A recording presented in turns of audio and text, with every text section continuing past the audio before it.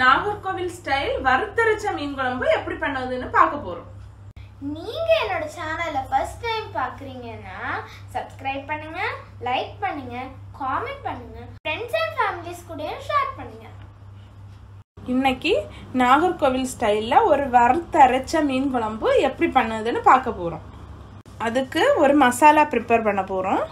ஒரு பேனை வச்சு ஒரு 2 ஸ்பூன் தேங்காய் எண்ணெய் ஊத்துறேன். எண்ணெய் சூடாயிடுச்சு. இப்போ நான் 5 வத்தல் மிளகு, 1.5 டேபிள் ஸ்பூன் மல்லி,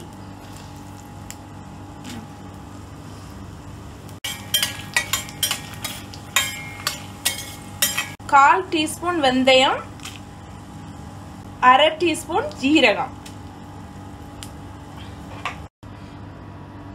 நல்லா ஃப்ரை ஆயிடுச்சு. நம்ம இப்போ ஒரு பிளேட்ல மாற்றி வைப்போம்.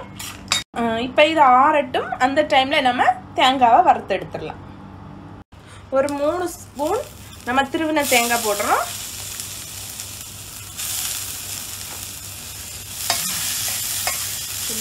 அதையும் வறுக்க போறோம்.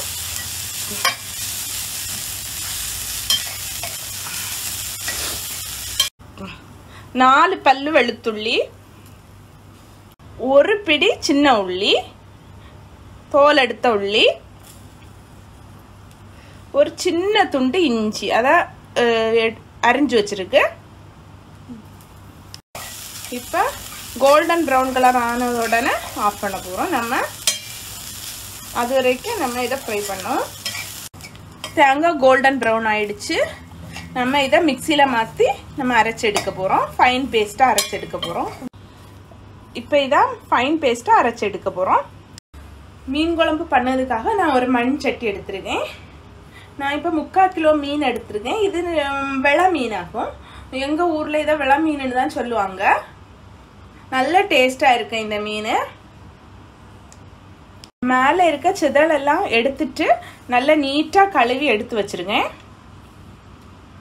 இதில் இப்போ நம்ம அரைச்சி வச்சிருக்க மசாலாவை போட போகிறோம். இப்போ நான் கொஞ்சம் கல்லுப்பு ஆட் பண்ணுறேன்.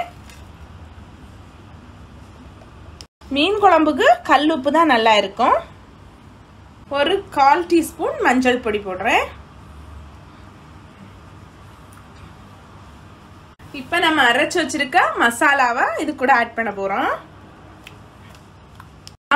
நான் ஒரு நெல்லிக்காய் சைஸ் உள்ள புளியை கரைச்சி வச்சிருக்கேன் தண்ணியில். இப்போ நான் அதை ஊற்ற போகிறேன். நல்லா மிக்ஸ் பண்ணி கொடுப்போம். உங்களுக்கு மீன் குழம்பா வேணும்னா இன்னும் கொஞ்சம் கூட தண்ணி ஆட் பண்ணும், இல்லைன்னா கொஞ்சம் தண்ணி ஆட் பண்ணால் போதும். இப்போ நம்ம இதை ஸ்டவ்வை பற்ற வச்சு குக் பண்ண போகிறோம்.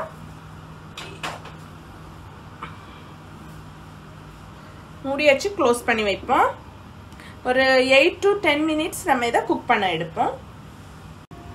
10 மினிட்ஸ் ஆயிடுச்சு. நம்ம இப்போ ஓப்பன் பண்ணி பார்க்க போகிறோம். நல்லா கொதிச்சிடுச்சு, நல்லா வெந்துடுச்சு ஃபிஷ்ஷு.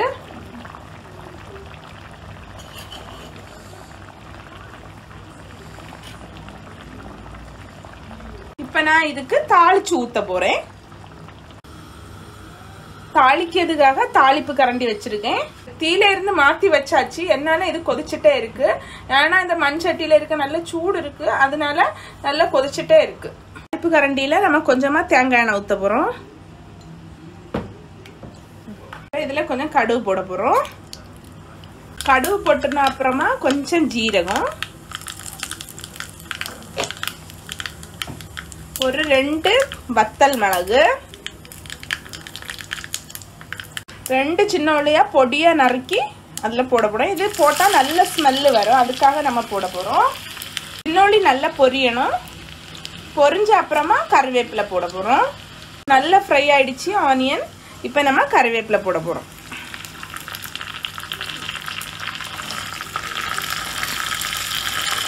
வச்சது நல்ல மணமாக இருக்கு. நீ இதை மீன் கறியில் ஊற்றினா இன்னும் நல்ல ஸ்மெல் வரும்.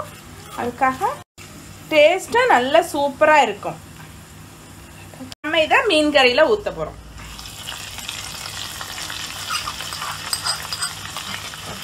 நல்ல சுடு சோறுக்கு கூட ஃபிஷ் கறியும் பப்படமும் வச்சு சாப்பிட்டீங்கன்னா நல்ல டேஸ்ட்டாக இருக்கும்.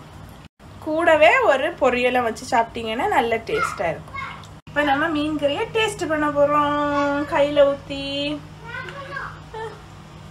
நல்ல டேஸ்டா இருக்கு. நல்ல ஒரு மீன் கறி. இத வீட்ல எல்லாரும் ட்ரை பண்ணி பாருங்க, எல்லாருக்கும் பிடிக்கும். நல்ல டேஸ்ட் வேற. நீங்க எல்லாரும் வீட்ல ட்ரை பண்ணி பாருங்க, எல்லாருக்கும் ரொம்ப பிடிக்கும். டிஃபரெண்டா நல்ல ஒரு டேஸ்டா இருக்கும்.